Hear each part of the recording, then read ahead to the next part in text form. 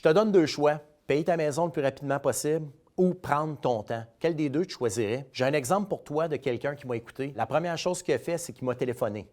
Avant de se dépêcher à renouveler son hypothèque, on a pris une rencontre ensemble. L'objectif, là, c'était de faire l'exercice. Qu'est-ce qui était préférable pour lui? Est-ce que c'est d'écouter les gens au bureau ou c'est de prendre son temps puis de venir me voir puis de faire une évaluation de sa situation financière personnelle? Ce que lui a décidé de faire, c'est de ne pas écouter ses collègues, mais venir me rencontrer. C'est un père de famille, 42 ans, gagne extrêmement bien sa vie, qui a 5 enfants. Il a peu de dettes, une situation financière quand même bonne, mais il me disait tout le temps, écoute, pour mon futur, c'est quoi la meilleure décision pour moi? Comme il y a 5 enfants, ce qu'on a décidé de faire, c'est de faire une analyse vraiment complète, autant au niveau de ses besoins de retraite, mais ses besoins en cas de départ prématuré de lui ou de sa conjointe. On est en arrivé au résultat où est-ce qu'il devait prendre son temps pour payer sa maison. Pourquoi? Parce que s'il se dépêchait à payer sa maison plus rapidement, ça lui laissait moins de budget pour être capable de pouvoir s'assurer de la sécurité financière de sa famille, mais en même temps, de se voir peut-être dans une situation où il y a une belle maison payée et un manque d'argent à sa retraite.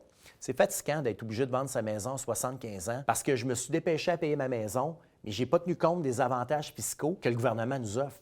Dans son cas à lui, 5 enfants, on est capable d'aller chercher de l'argent que le gouvernement peut nous donner pour les REER, entre autres. Maximiser ses REER, il a constaté rapidement qu'au salaire qu'il gagnait, chaque dollar qu'il se dépêchait à payer sa maison lui faisait économiser 5 mais chaque dollar qu'il épargnait en REER lui faisait épargner pas loin de 47 d'impôts. Mathématiquement, comme je lui expliquais, est-ce qu'il est probable que ton rendement au niveau de tes REER va être à peu près similaire à ce que tu vas payer en intérêt?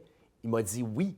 Mais je dis, économiser 5 sur une maison après avoir payé tes impôts, bien, c'est peut-être moins favorable que de maximiser le restant des avoirs que tu pourrais faire, entre autres REER ou même les REER. Morale de cette histoire, dans ce dossier-là, pour cette personne-là en particulier, il était plus avantageux pour lui d'extensionner son paiement que de payer sa maison plus rapidement. Je vais vous dire une chose. S'il avait écouté ses collègues de travail, bien, ses collègues auraient été très, très contents de continuer à travailler avec lui très longtemps. Donc, avant de renouveler ton hypothèque, ce que tu devrais faire, communique donc avec nous. Ce qu'on va être en mesure de faire, c'est un bilan de ta situation.